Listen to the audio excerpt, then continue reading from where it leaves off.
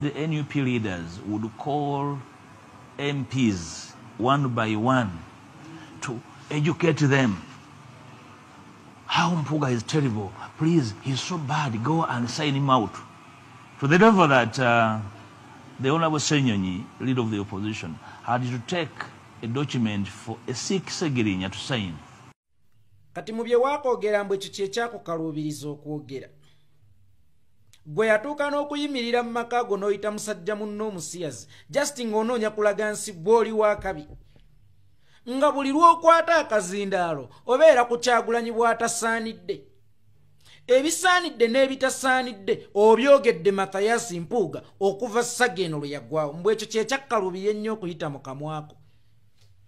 Kizitowa okusinga ebisiyaga okujja n'ogamba nti abo baatwalira Ssegirinya asayininge banziggyemu obwesigwa. Kikkaluubirira okusinga okugamba nti bano basiyazi. Kikkaluubirira okusinga okugamba nti ono talina kyali era yali tasaanidde, yali kaamujje. Omuganda agamba nti ekisawo kyataliiwo mayinja kijjula. Lwaki bino tewabyogera nga Ssegirinya akyali mulamu? Lwaki bino tewabyogera nga Ssegirinya akyali mulamu? Oba bwe bwali byogedde kyekyali musse okusinga kye mwamukola okumukonekitinga ku bijambiya bye mwateeka ewammwe Masaka.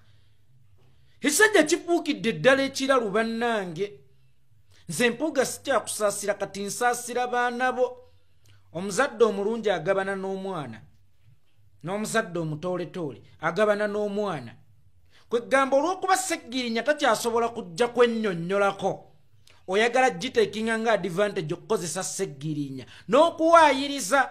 Gwe yayagala okukozesa omulambo gwa Ssegirinya okulaga eryanyi n'essajja. Mbu kyakkaluubirira okujja okugamba ensi nti baasayiningisa Ssegirinya banziggyemu obwesige. Mpuuga gy'okoma okunoonya kombaka, gy'okoma okwagala okwesika mu nnyanga, gy'ogenda okukoma okuddira ddala wansi. Nakugamba ekintu eki.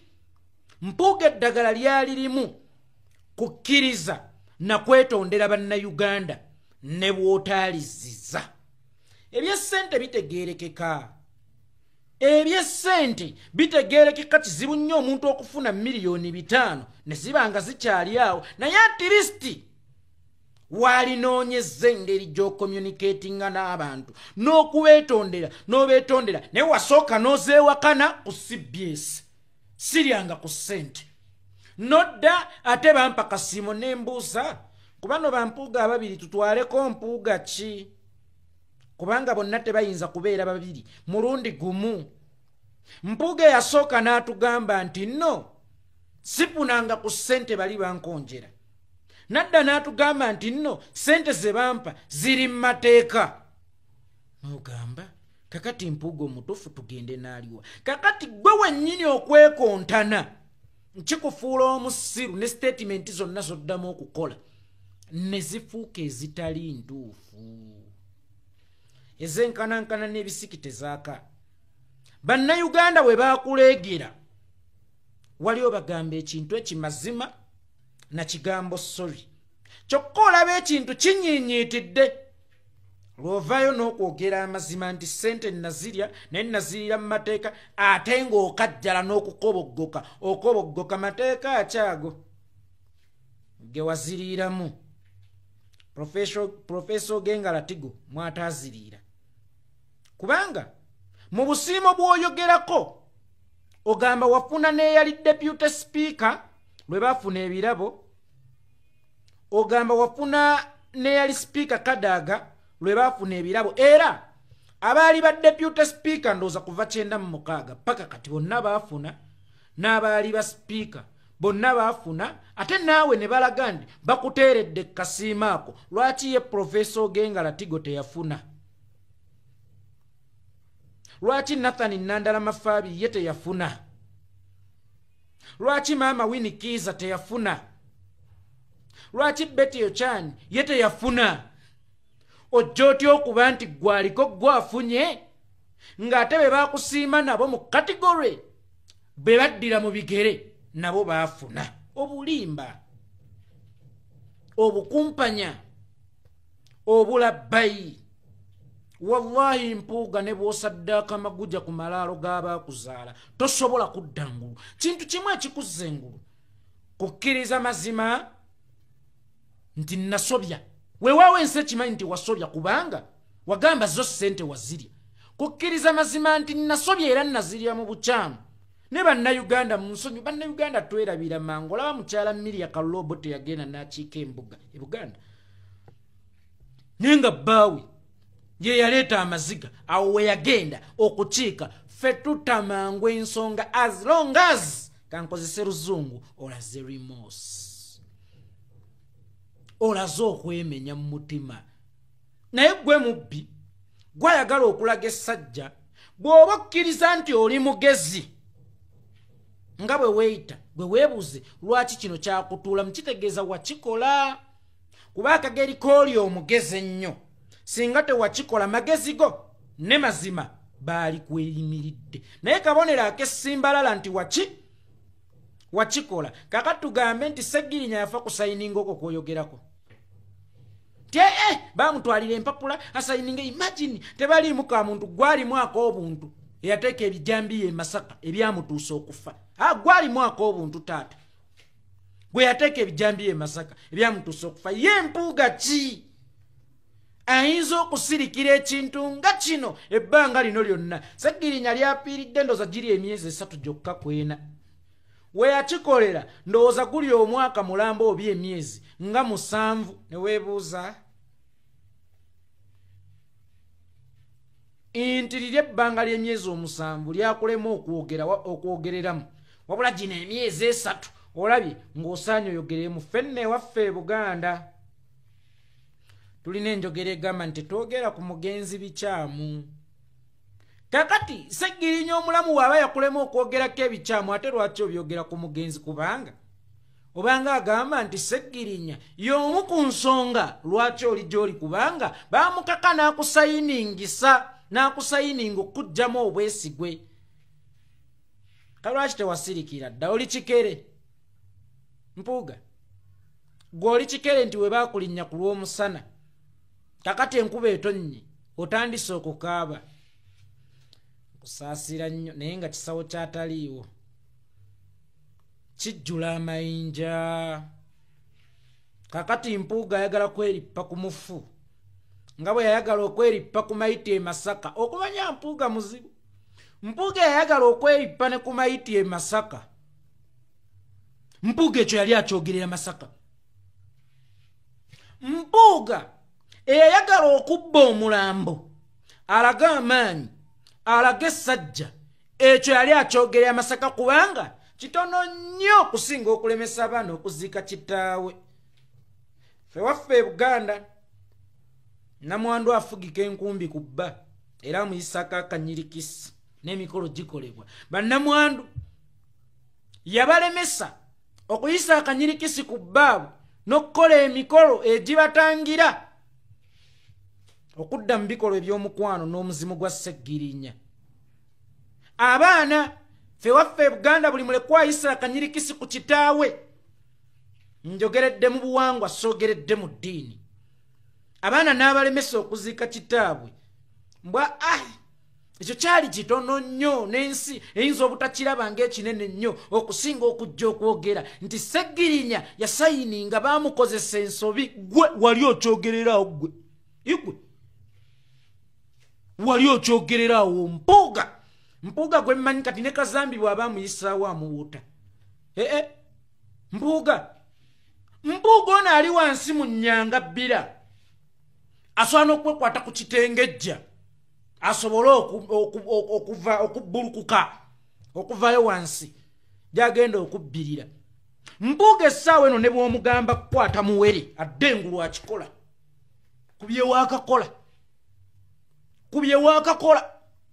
Kubye waakayogera. Eyagaana abaana okuziika kitaabwe, eyagaana bannamwandu okuziika bbaabwe, eyayagala okujja omulambo gw'omuntu ewaabwe ewaka, eyasima entaana ey'okubiri oba eyakola akooto akookubiri. Mbwe ebyo byo byali bitonotono okusinga okujja okwogera nti bali baakozesa Sseggirinya asayininge banzijemu obwesigwe. Nkuwemye Mathias Mpuuga Nsamba nkuwemye singa ekyo kyali kityo singa kyaliwo tewalirinze na Sseggirinya kufa okukyogera oba awo wennyini we wategeka omukolo gwo ogw'okuziika. Sseggirinya we wa Mpuuga yaziikwa abantu 3 maama. Sseggirinya ku maanyi ge yaliko, ku ttutumu lye yaliko, obuganzi, obuweereza, okwagalwa abantu. Sseggirinya we wa Mpuuga yaziikwa abantu 3 bokka. Wali obyogerera awo. Igwe kali lugamba. Wali obyogerera awo. Wali oviira yawo. Naye Mpuuga abaana Mpuuga manyi muzadde omulungi agabana n'omwana n'omuzadde omubi agabana n'omwana. Mpuuga statement zo zikyuse nnyo kigenda okuleetera abaana b'okubonaabonera mu bufumba abasajja babalangire nti kiraba obusiru bw'abeewaabwe n'abawala abalifumbirwa batabani bo bajja bajolonga kiraba obubbi bwa kitaawe. Nabwe kityo Mpuuga okwemenya si kabonero ka butiitiizi naye kabonero ka buzira. Omusajja eyemenya ng'ate be yeemenyera be bakama beffe bannayuganda babadde aweereza si kabonero ka butiitiizi kabonero ka buzira. Nakugamba gye buvuddeko nti akagambo soolere 2-3-4-5 kanukuta 5 ne kasobola okutambuza generations 5. Akagambo soolere kanyukuta 5 ne kasobola okutambuza ekikakyo generations 5.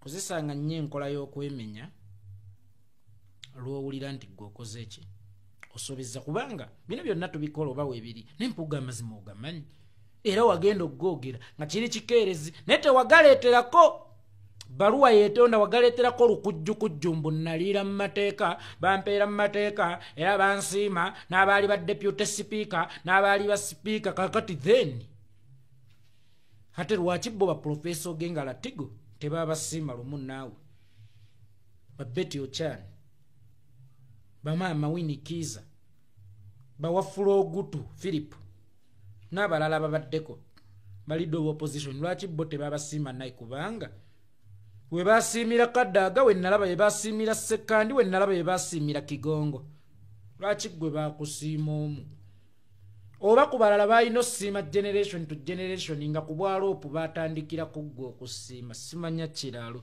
eyo tukole ki tuveeyo naye nga kisawo kyataliiwo kijjula mayinja ndowooza okusayininga kwe kwatta Sseggirinya so Mpuuga kuteeka bijambiya Masaka byetumanye ebyavaako okukwatibwa kwa Sseggirinya era nga Sseggirinya mu kkomera ye waava ekirwadde ekyamutuusa ku nkozi. Aliwo ka video kenjagala ozannya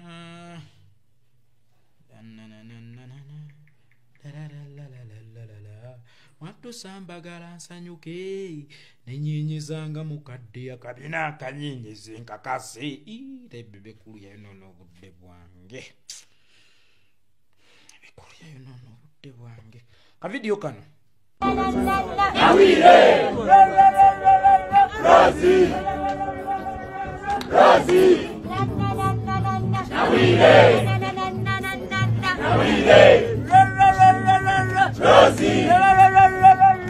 Rosie Rose what don't know? Rose flower. Rosie. Rose flower. Rose for beauty. Rose flower. Rosie.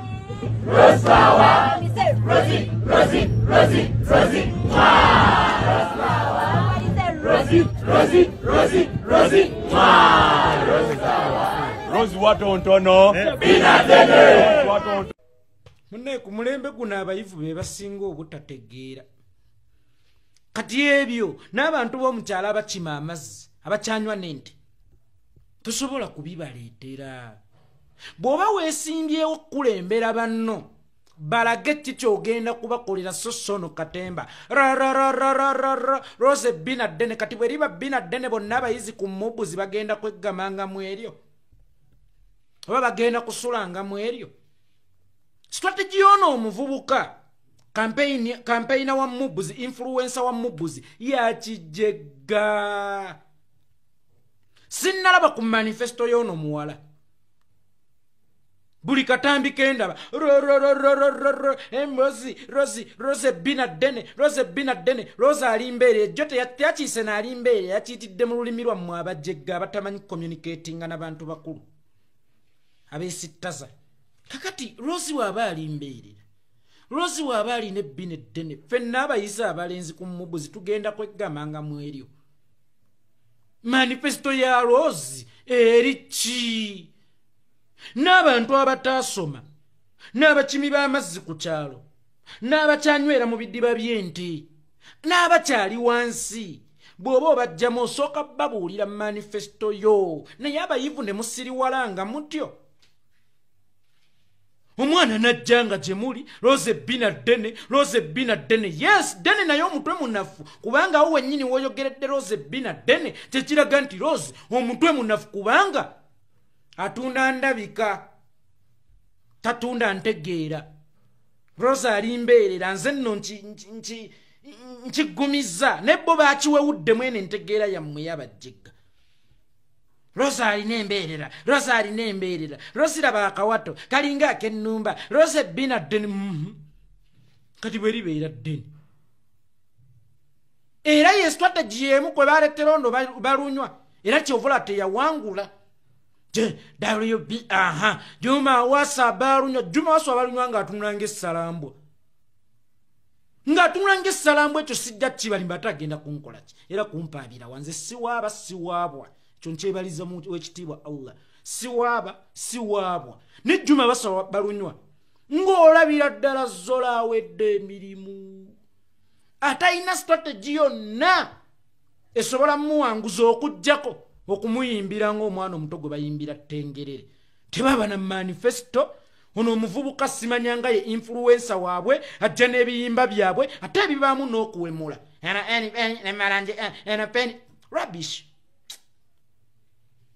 kati ebbina eddene n'akawato k'ennumba n'okubeera embeerera bigenda kugatta ki ku university so nno ebyobufuzi byatandikiranga eyo ku university ne bisobola okwandaala era abakulembeze bateekebwateekebwanga eyo mu university ne simanyi oba Museveni ye yayingirya zi university ezo okubanga omuyizi takyalina kyajja kwogera wabula nga ajja ku kimu kwewaana ndi mulungi ebbina eddene kakati abayizi abalenzi bonna gwagenda bataasanga ekizibu kyabwe nga bafunye omungusuulu nga kyekikwewaanisa ebbina nti bonna ogenda kusobola okubamira bakuwa akalulu oyo ng'asobola ate okwekalakaasa singa abayizi babaira n'obwetaavu bwabwe toba ebisale oba ebyokulya oba biki oyo yasobola obbakulemberamu oyo sinnawulira bw'ayogera ku byagenda kukola na ku kyagenda kugatta ku bayizi banne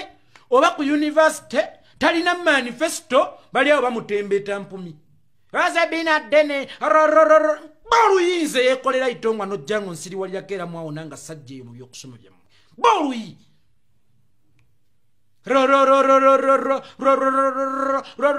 rubbish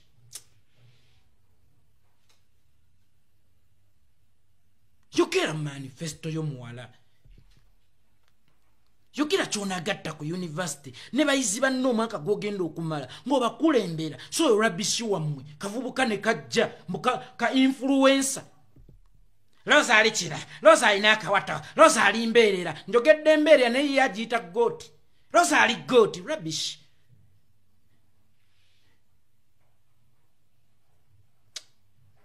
nze munsonyiwa okweyingiza mu bitankwatako nze buli wendaba ekikyamu mba njagala kukwata kitiyo nkiyoolewo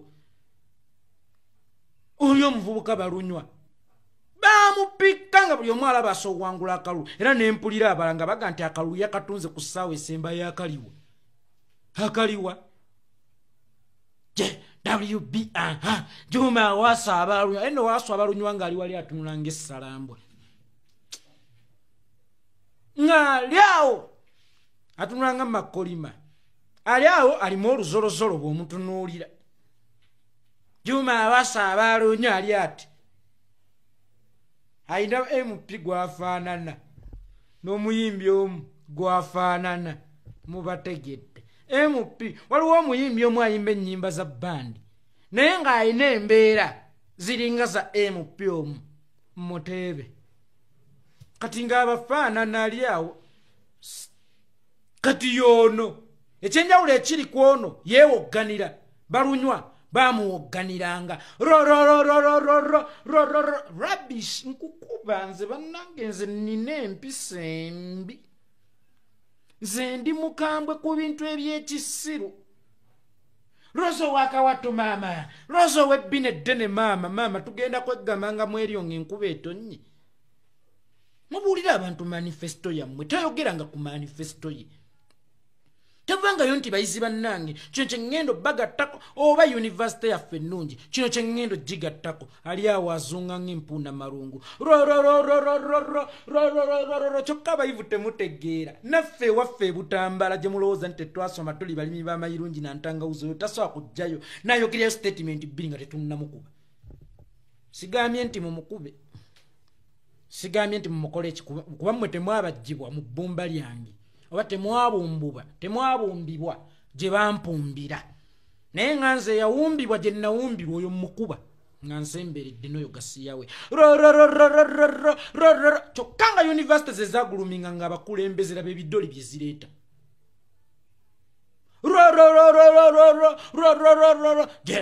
WB Joma Awaswa abalunywa nga balunywa ali wali alinga ensenke. Kati rabo mukawato kanene simanya mulungi, she's the most beautiful, agende yetunde mubaza nyemi agende mu Miss Uganda. Akawato ke ne bina lyeddene bijja kubeera mu useful. Otherwise ayogere kyagenda okugatta ku ssomero ne bayizi banne sikujja nga yeetooloola alinga ng'omusotte.